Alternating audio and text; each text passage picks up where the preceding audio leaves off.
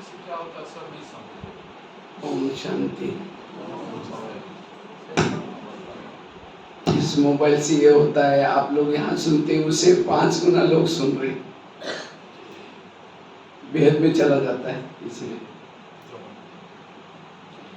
तो आज बाबा की बड़ी सुंदर मुरली थी, डबल मालिक। एक तो बाबा के वर्षे के मालिक, क्योंकि बाबा हमारा, हम बालक बन गए तो क्या बन गए, एक बार बाबा कहा तो बाबा का जो भी वर्षा है, संगम युग का बाबा का वर्षा क्या है, गुण और शक्तियां। जितने भी गुण और शक्तियां, ये क्या है, ये बाबा का वर्षा है। जो बाबा के नहीं बनते तो उनको ये वर्षा, नहीं तो कई लोग बोलते हैं ना, भाई हम भी तो भगवान के ना, हमको सतयुग में क्यों नहीं, क्योंकि वो जब आता है उसका वो बनते नहीं है इसलिए। और जो संगम युग में बाबा के शक्तियों का और गुणों का वर्षा लेते हैं, उनको ही भविष्य की राज्य का वर्षा मिलता है। जो भी उनके पास खजाने होंगे भविष्य में, उसका आधार क्या है, जिन्होंने संगम युग में ज्ञान और शक्ति जितने खजाने इकट्ठे किए, उसको क्या मिलेगा, भविष्य की राजाई। और साथ में केवल ऐसे नहीं कि बाबा का तो बन गए, गुण शक्तियां मिल गई, लेकिन उसका आधार क्या है, उसका आधार है स्वराज्य अधिकारी स्थिति। अगर आप अपने इंद्रियों पर शासन नहीं करेंगे तो भी आपका भविष्य का राज्य नहीं मिलेगा।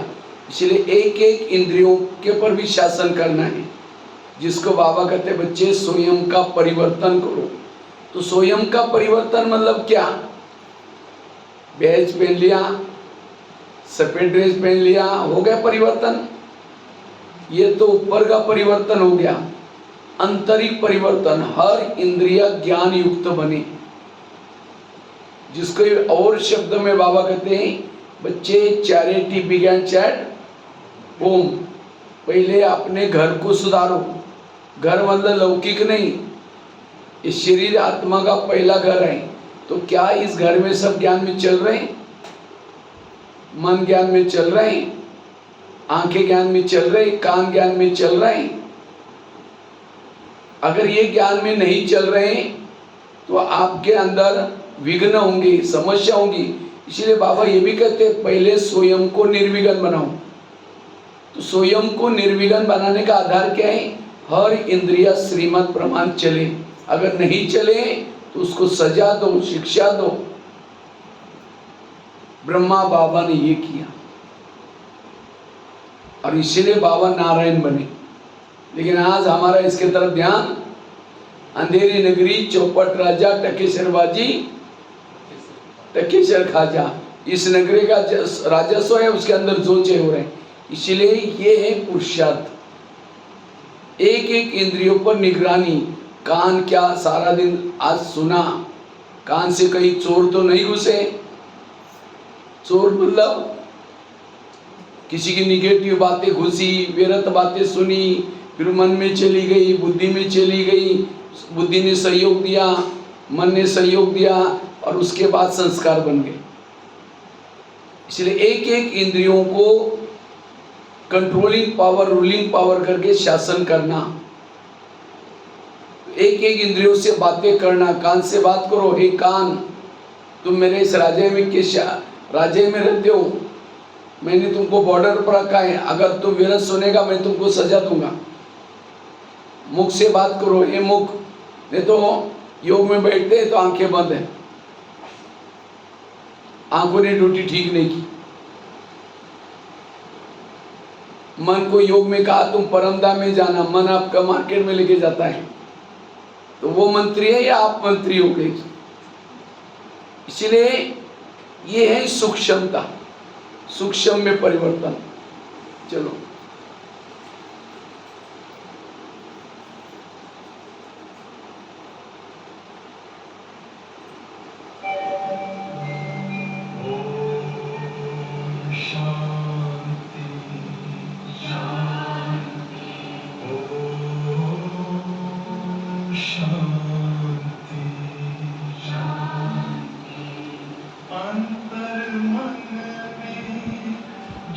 ज्योति जगा लो, होगा दूर अंधेरा।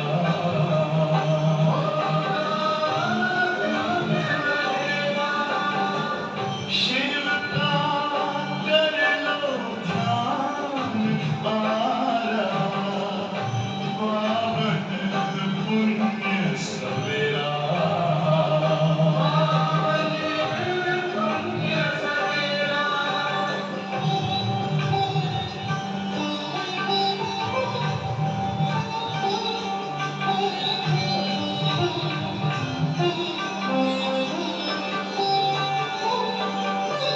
तुम हो कौन, कहाँ से आए, अपने आप को जानो। राजयोग के द्वारा अपना परम पिता पहचानो।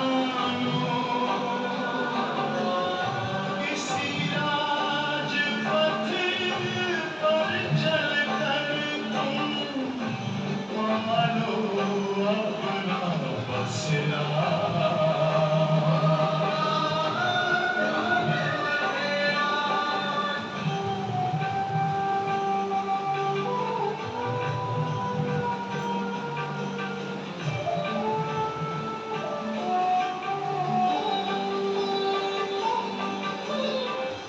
तुम हो आत्मा तन से प्यारे, परमात्मा को प्यारे। दिव्य गुणों को धारण करके योगी बनो दुलारे।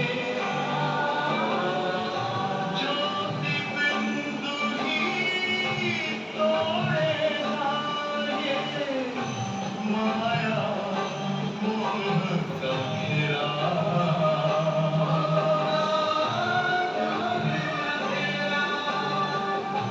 अंतर मन में ज्योति जगा लो, होगा दूर अंधेरा।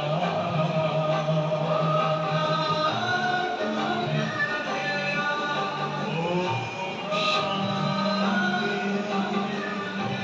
ओम शांति, ओम शांति। आने में आए थे उस घर से,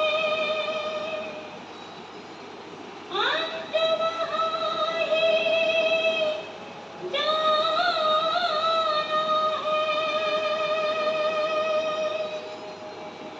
आदि अंत का मंत्र यही है,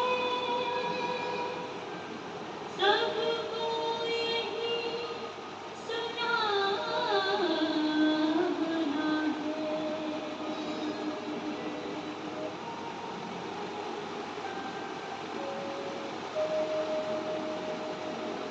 अब घर जाना है कि अब घर जाना है, अब घर जाना है कि अब घर जाना है।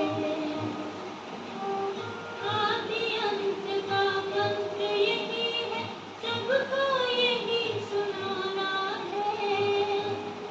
अब घर जाना है कि अब घर जाना है, अब घर जाना है कि अब घर जाना है।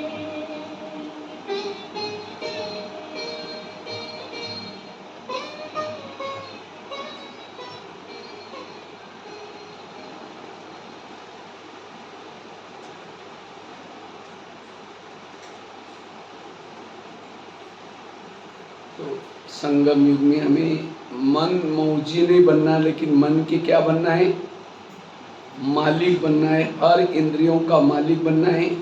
क्योंकि राजाओं की भी कुछ निशानी होती है। राजा की पहली निशानी क्या होते हैं, राजा जी शहर में रहता है, सब लोग उसका कहना मानते हैं। अगर राजा का कोई कहना नहीं मानता तो राजा क्या करता है, उसको फांसी देता है, राजा इसे निकालता है। तो इसी तरह हम भी जिस शहर में रहते हैं, हमारा शहर कौन सा है अभी, ये शरीर हमारा आत्मा का क्या है, शहर है। तो हमारे जितने भी सहयोगी है सब हमारा क्या चाहिए, हम जो कहें वैसे चले। आज तक क्या हुआ, इंद्रियों ने हमको चलाया। नौका पानी के ऊपर से चलेगी, पार कराएगी, नौका के अंदर पानी आएगा तो डुबा देगी। जो इंद्रियों को चलाता वो जीवन में पार हो जाता है, और जिनको इंद्रियां चलाते हैं डूब जाता है। इसलिए राजाओं की निशानी, अगर मुझे कोई कर्मेंद्रिय धोखा देती है तो मुझे क्या करना है, उसको रात के समय सवेरे ऑर्डर करो, एक एक से बात करो। क्योंकि इस ज्ञान मार्ग में अकेले आत्मा ज्ञान में चलने से काम नहीं चलेगा, इंद्रियों का भी सहयोग चाहिए, तब इस विकारों के साथ युद्ध में विजय बनेंगे। अगर इंद्रिया धोखा देते हैं तो आप असफल बनेंगे, फेल हो जाएंगे। इसलिए बाबा ने खास ये अंडरलाइन कराई, क्या करना है, उसका मन का मालिक बनो। केवल मन का ही नहीं, एक एक कर्मेंद्रिय का मालिक बनना है, डबल मालिक। एक तो बाबा ने जो वर्षा दिया उस वर्षे का भी उसको वेस्ट नहीं गवाना है। एक एक शक्ति, एक एक गुण, और जितना आपके पास संगम युग में गुण और शक्तियाँ होगी उतना आपके महल को हीरे, भविष्य का खजाना, जो भी धन संपत्ति, इसी का आधार है। अगर यहाँ कोई शक्तियाँ नहीं, गुण नहीं, तो भविष्य में भी कोई खजाने नहीं होगी, पैसे की कमी होगी, धन कमी होगा, सब कमी होगा। इसलिए यहाँ हमें क्या करना है, जो बाबा ने हमको खजाना दिया है उसको बढ़ाते जाना है, और साथ में इंद्रियों पर भी राज्य करना है। राजा की दूसरी निशानी क्या होते हैं, राजा दानी होता है, राजा के घर से कोई खाली नहीं जाता। तो अगर हमें भी राजा बनना है तो हमें क्या करना है, दान के संस्कार चाहिए। जो दान नहीं करता वो राजा, वैसे हम देवता के कुल के, देवता मतलब देने वाला, शक्तियों का दान, गुणों का दान, मनसा सेवा के दान, जो दान करता वो देवता है। अब यहाँ से काठमांडू जा रहे बस में, बाजू में कोई बैठा, एक शब्द भी उसको सुनाए नहीं, कंजूस राजा है, कंजूस है वो। कितना खजाना है आपके पास, दो शब्द तो उसको बाबा के सुनाओ। पड़ोसनी वाली रोज घंटी बजा करके कहती है, देवी आओ मुझे दर्शन दो, देवी एक शब्द भी नहीं सुनाती, कंजूस। इसलिए देने का सान, अगर वाचा से नहीं दे सकते, मनसा से तो दे सकते हैं। बाबा ये जो सामने वाली आत्माएं बड़ी भक्ति कर रहे हैं, बाबा इसका भी आप कल्याण करो ना, ये शब्द तो छोड़ सकते हैं। इसलिए देने के संस्कार, जो संगम युग में धन से सेवा करेगा उसको हर जन्म में धन की कोई कमी नहीं पड़ेगी। संगम युग में आपके पास कोई व्हीकल है, गाड़ी है, जितना आपके व्हीकल को, गाड़ी को बाबा के सेवा के लिए लगाएंगे, आपको कोई भी जन्म में व्हीकल से की कमी नहीं पड़ेगी। अगर आपका घर बड़ा है, उसी एरिया में बाबा का संदेश नहीं है, तो आप अपने मकान में बाबा का पाठशाला खोली तो आपको कोई भी जन्म में मकानों की कोई कमी नहीं पड़ेगी। इसलिए जो संगम युग में बाबा के सेवा में जो चीज लगाता है वही चीज उसको मिलती। जिसे कृष्ण की जब उंगली कट गई तो द्रौपदी ने क्या किया, साड़ी को फाड़ करके फटाफट क्या किया, उसकी पट्टी बांध दी। तो कृष्ण ने कहा कि मैं आज आपका ऋणी बन गया हूं, इसके धागे के बदले मैं धागे का ऋण जरूर चुकाऊंगा। और जब वो संकट में पड़ी तो उसको क्या दिया? सारी। इसी तरह सहयोग से सहयोग मिलता है। और अभी तो आप लोगों को सहयोग करने का बहुत बड़ा चांस है। नया बाबा का भवन बन रहा है। तन से, मन से, धन से जितना चाहे सेवा करना है कर सकते हैं। अगर कभी घर में फ्री है वहाँ जा कर के उस तन से भी सेवा करेंगे, तन तंदुरुस्त मिलेगा। ये बाबा जो ऐसे प्रोजेक्ट निकालता है किसी लिए? अपना भाग्य बनाने के लिए। मुझे याद है जब ज्ञान सरोवर बन रहा था, उसी समय मैं दिल्ली में रहता था पांडवों में। तो गुलजार दादी एक दिन हम लोग सबके साथ बैठी थी, तो कहा कि देखो ज्ञान सरोवर बन रहे हैं, हम लोग क्या सेवा करेंगे? तो सभी हम लोग समर्पित थे। तो दादी ने को कहा, दादी हम तो क्या करेंगे, हमारे पास तो धन तो है ही नहीं, नहीं सोचो सोचो क्या करेंगे। तो मेरे को अचानक संकल्प है, हमने कहा दादी जी जब तक ज्ञान सरोवर नहीं बनेगा तब तक हम एक टाइम का भोजन कम करेंगे। क्योंकि वहाँ 3 बार खाते थे, सवेरे नाश्ता, दोपहर का भोजन, रात्रि भोजन। तो हमने कहा एक टाइम का भोजन कम करेंगे, सवेरे सीधा ही हम भोजन करेंगे, रात को शाम को 5 बजे करेंगे। और जब तक ज्ञान सरोवर नहीं बना तब तक हमने ऐसा किया। अब 40 लोग रहते थे, 40 लोगों का अगर एक टाइम का भोजन, एक दूध का एक गिलास का कितना रुपए पड़ता है, अगर उतना कम करेंगे तो कितना बचत हो जाती है। तो ऐसे हमारा भी जब तक राजयोग प्रशिक्षण केंद्र नहीं बनेगा तब तक हम नए कपड़े नहीं लेंगे, जो पुराने उसको ही इस साल कोई भी त्योहार में खर्चा ज़्यादा नहीं करेंगे। अगर ऐसा आप ये करेंगे तो ये भवन क्या हो जाएगा। वैसा तो आप लोगों ने बहुत कुछ किया है, उसका प्रत्यक्ष फल इतना बड़ा भवन बना हुआ है, ये भी बना हुआ है। लेकिन फिर भी हमें अभी लास्ट में ये क्या करना है, पूरा उसको, तो ऐसे हमें तन से, मन से, धन से समर्पित भाव से सेवा करनी। एक बहुत ही कईयों को क्या कर लगता है, बाबा के ज्ञान में आए, बाबा का बन गए, रोज मुरली सुने, हमें सब कुछ मिलने वाला है। ये हमारी गलत फहमी। एक बहुत ही शादी से पहले बहुत दान पुण्य करती है, लेकिन जब उसकी शादी होगी दान पुण्य नहीं करती, क्योंकि उसकी शादी शेठ जी के घर में हुई थी। वो थे शेठ जी लेकिन थे कंजूस, कभी कुछ देते नहीं थे। तो एक दिन वो लोग सारे महल के बाहर बैठे थे, सास बैठी थी, ससुर बैठे थे। तो इतने में एक सन्यासी आया। सन्यासी कहता है मुझे भिक्षा चाहिए।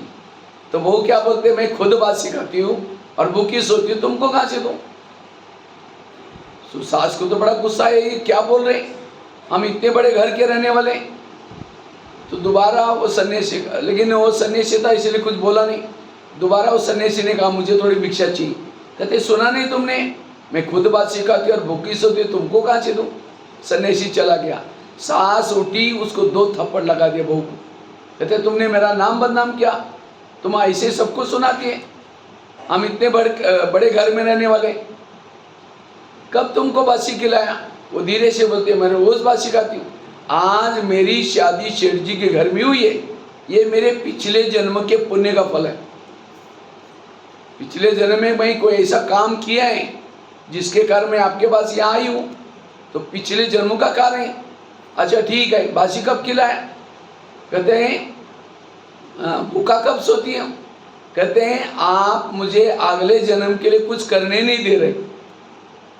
अभी जो खा रहे हैं पिछले जन्मों का भूखा बासी खा रहे हैं, लेकिन अगले जन्म के लिए मुझे कुछ करने नहीं दे रहे, इसलिए मैंने कहा मैं भूखी सोती हूँ। तो उसके सास के समझ में आया। कहते हैं ठीक है, जो घोड़े के लिए चने पैसा उसको दिया करो। तो उसको लगता अक्ल तो आ गई, लेकिन एकदम चने दे रही थी, उस समय उसको लगता अगर मैं चने दान दूंगी तो मुझे अगले जन्म में क्या मिलेगा, बोरी की बोरी चना ही मिलेगा। तब उसकी सास कहती है जो चाहिए दे दो। इसी तरह कहीं हम बासी खा करके भूखा तो नहीं सो रहे। आज इतना तरावटी माल मिल रहा है, इतनी पालना मिल रही, इतना प्यार मिल रहा है, ये कौन से जन्मों का फल है। 63 जन्मों से दर दर में भटके थे, व्रत किया था, उपवास किया था, उसका फल मिल रहा है। तो कौन सा कार्य है, बासी खा रहे हैं, पिछले जन्मों का खा रहे हैं, लेकिन आज मैंने बीके बन करके कुछ किया ही नहीं, तो अगले जन्म के लिए कैसे सो रहे हैं? भूखा सो रहे हैं। इसलिए हमें कुछ ना कुछ क्या करना है, सेवा ही करनी है। आप कभी अपने भविष्य का चित्र बनाओ, मैं भविष्य कैसा चाहता हूँ, मुझे अगर धन चाहिए तो मुझे धन से सेवा करनी, कितना दिया वो महत्व का नहीं। दादी प्रकाशमणि कहती थी, आपके पास जो प्रॉपर्टी है, आपको पगार आता है, उसके 4 हिस्से बनाओ, सारा ला करके यहाँ नहीं दो, ये भी यहाँ का नियम नहीं है। नहीं तो लोग कहेंगे देखा इन्होंने ब्रह्मा कुमारी भी दिया, अभी खाने के लिए कुछ भी नहीं, ये भी नहीं। और सारा बैंकों में भी नहीं रखो, बैलेंस में रहना, एक यूज करना, रोज कुछ बैंक में भी रखना, कुछ यहाँ भी देना, कुछ मधुबन में देना, इस तरह से बैलेंस में चलना। और अभी तो चांस है, आगे चल करके आप देना चाहते तो भी नहीं दे पाएंगे। धीरे धीरे बाबा की प्रत्यक्षता होती जा रही, बड़े बड़े लोग ज्ञान में चल रहे हैं। आजकल मधुबन में ऐसे ऐसे कॉन्फ्रेंस चल रहे हैं, गीता का भगवान को लोगों को स्पष्ट हो रहा है, गीता का भगवान कृष्ण ने, शिव ने दिया है। आगे चल करके बाबा की प्रत्यक्षता होगी, लोगों को पता चलेगा गीता का भगवान आया, ज्ञान दे रहे हैं, तो लोग कहेंगे हमारा प्लॉट ले लो, हमारा ये ले लो, प्रॉपर्टी। मधुबन से डायरेक्शन आएगा, कृपया किसी का कुछ नहीं लो, क्योंकि बाबा को रिटर्न देना है ना। हर एक सेंटर के सामने बोर्ड लगेगा, कृपया यहाँ कुछ भी नहीं देना। अभी समय है, समय से पहले जो देता है उसका सफल होगा। जैसे इंडिया में, भारत में क्या हुआ, 1000 और 500 की नोटा बंद हो गई। जैसा नोटा बंद के लोगों ने ला करके भंडारी भरना शुरू कर दिया, तो मधुबन से डायरेक्शन अवश्य ले सकते थे। टीचर महीने को ले करके बैंकों ने कहा था कि आप 4 महीना तक बैंकों से बदल, कितना भी जितना भी है बदल करके ले लो।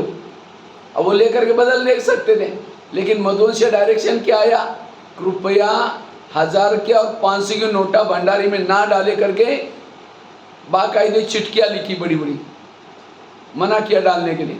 और पहले डालने के लिए बोलते थे तो हाथ थर थर कांपता था, डालो ना डालो 1000 के और 500 की। और बंद हो गए तो ला करके देना शुरू कर दिया।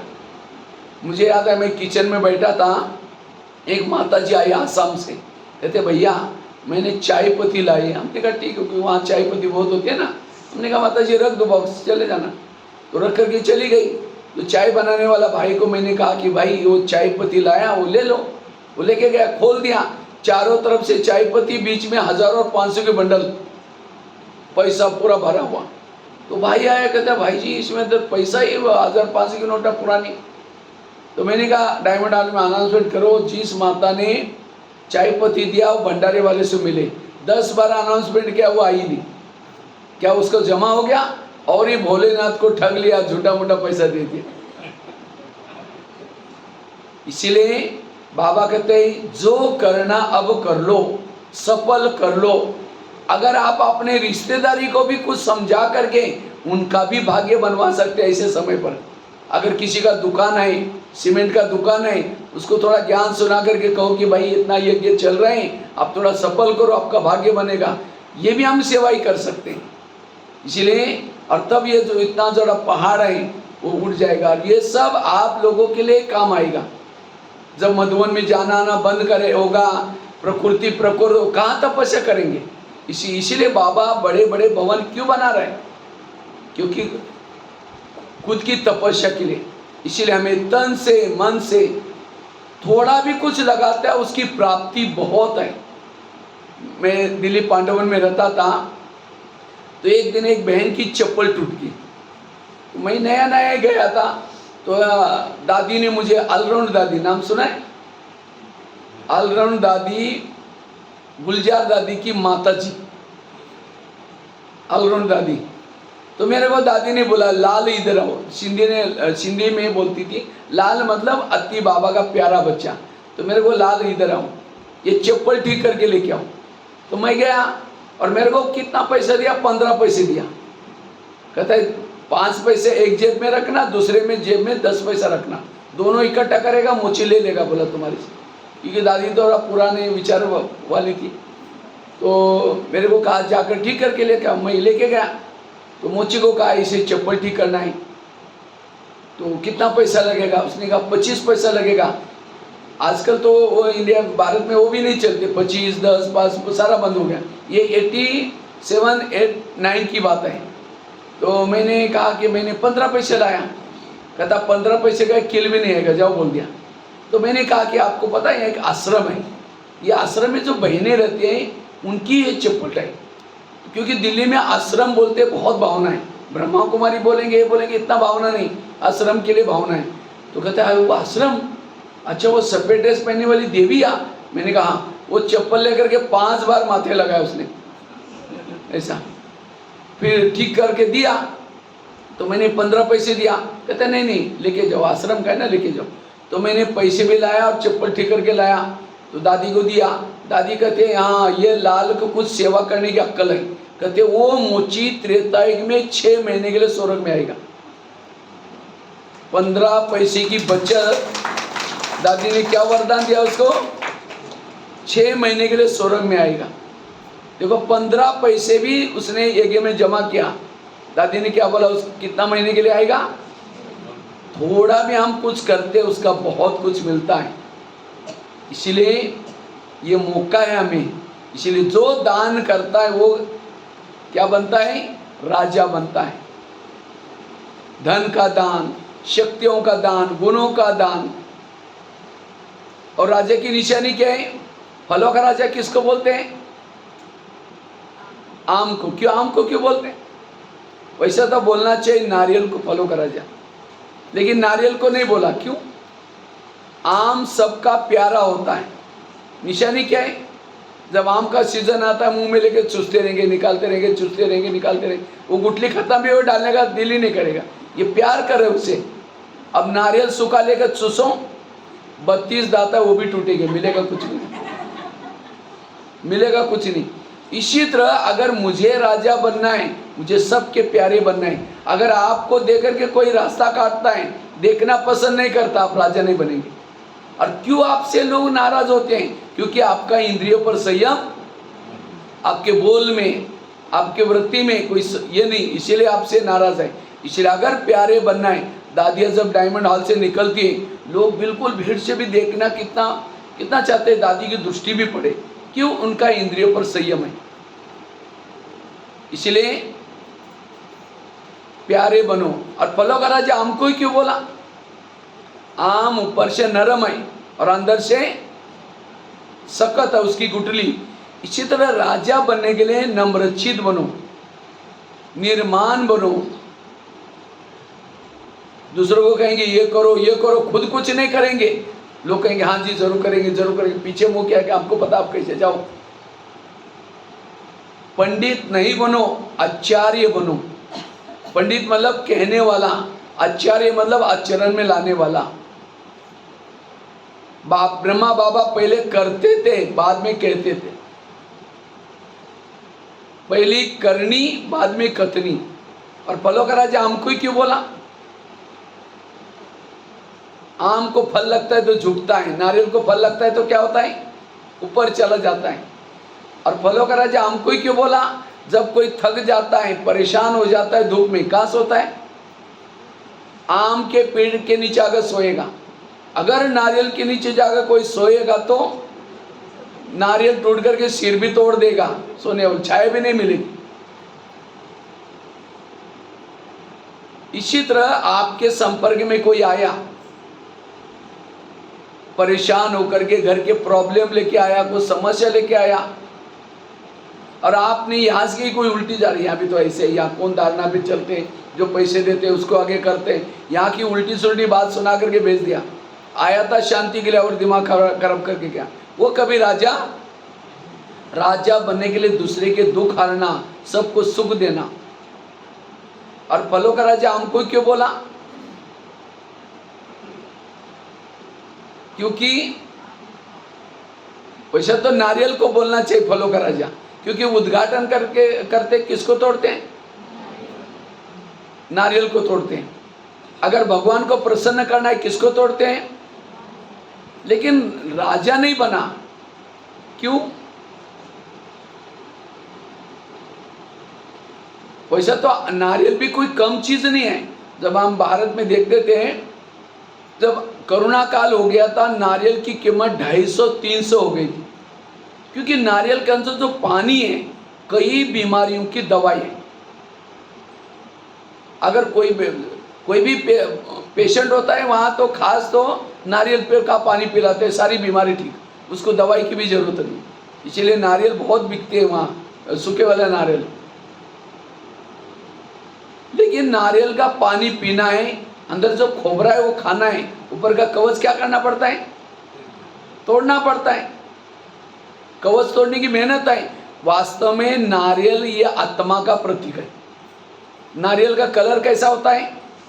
केसरी, लगभग केसरी होता है, और आत्मा का कलर भी केसरी कलर है।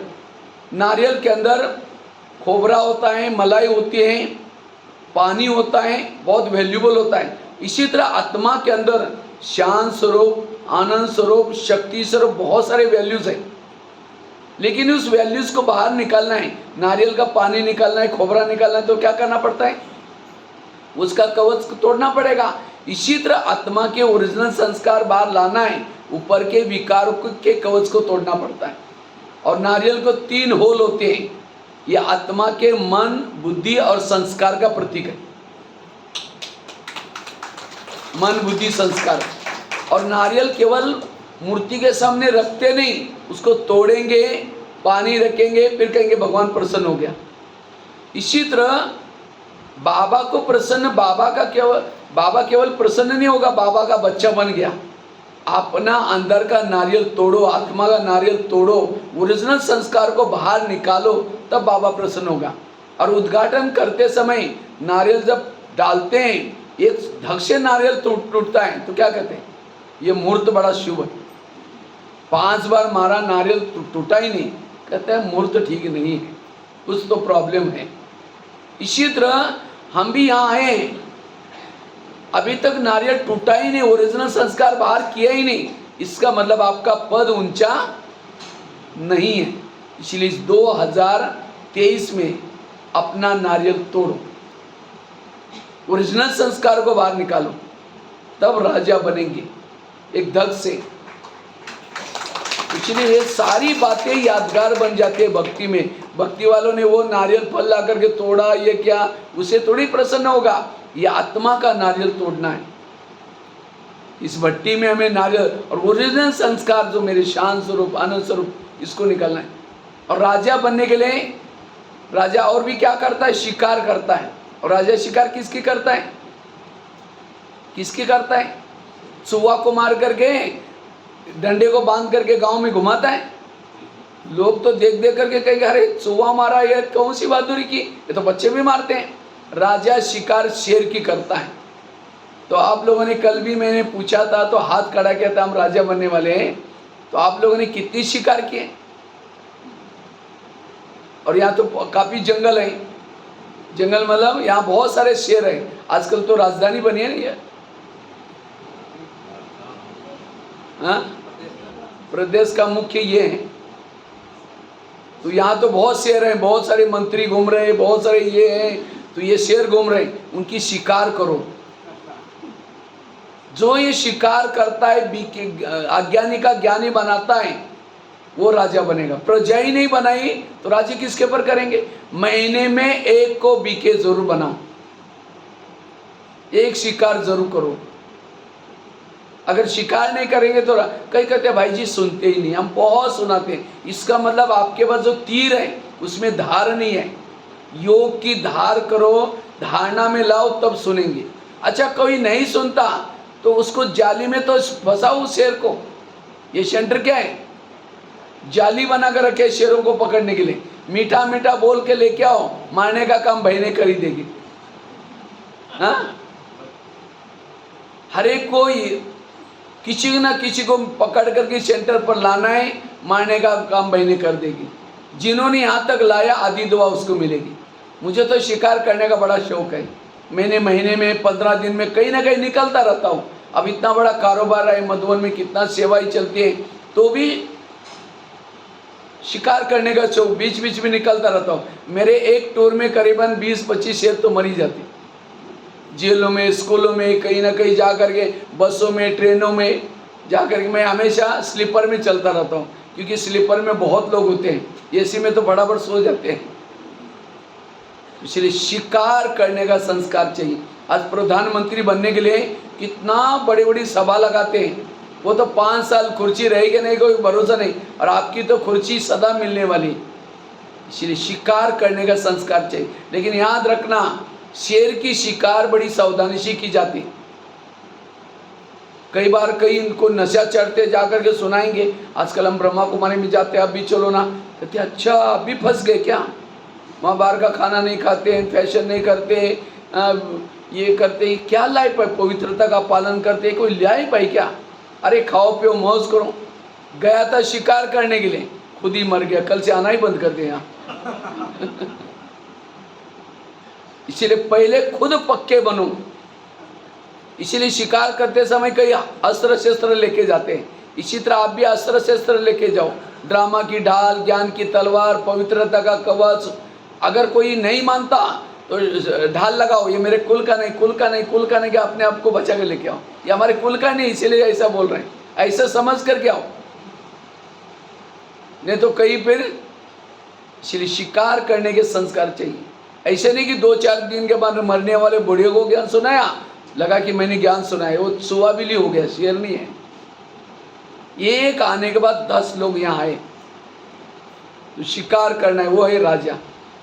इसलिए महीने में एक बार जरूर हमें एक भाई, क्योंकि शेयर होल्डर बनाऊं। अगर मेरा दादियों को पुरुषार्थ की मेहनत क्यों नहीं लगी, क्योंकि उन्होंने बहुत लोग शेयर होल्डर बनाए।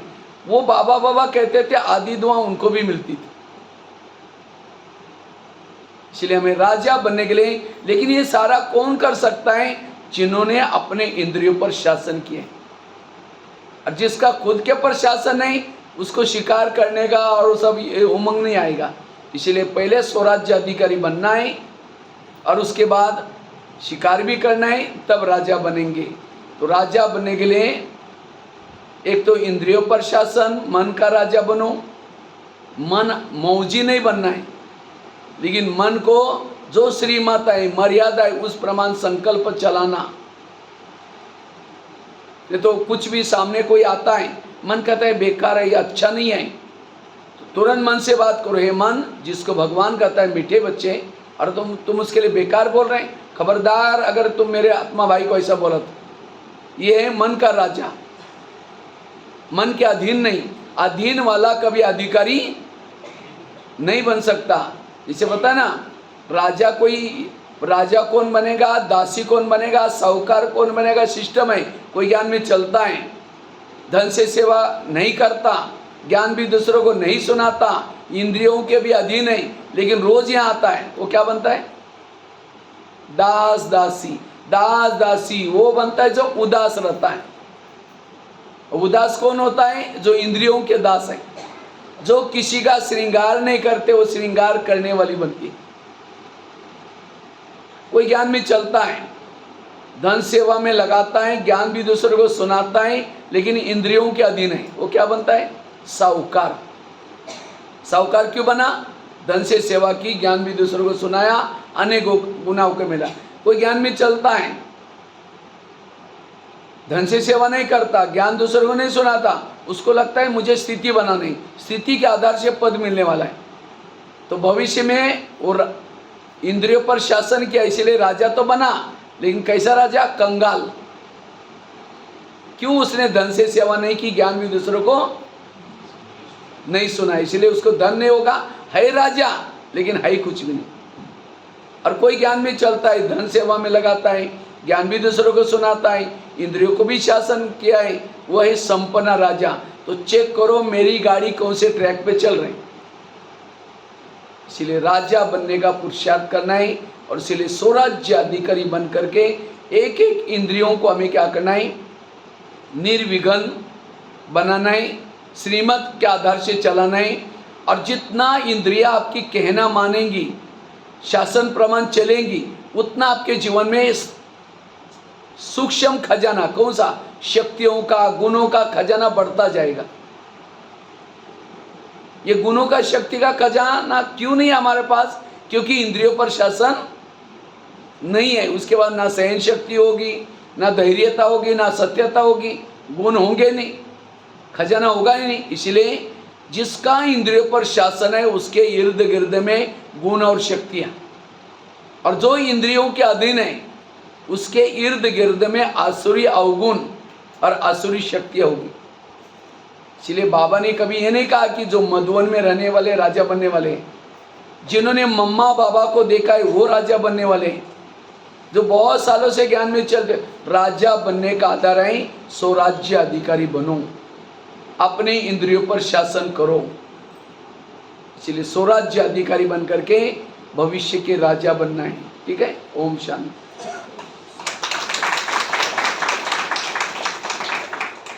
अभी हम लोग भट्टी का 8 बजे उद्घाटन करें।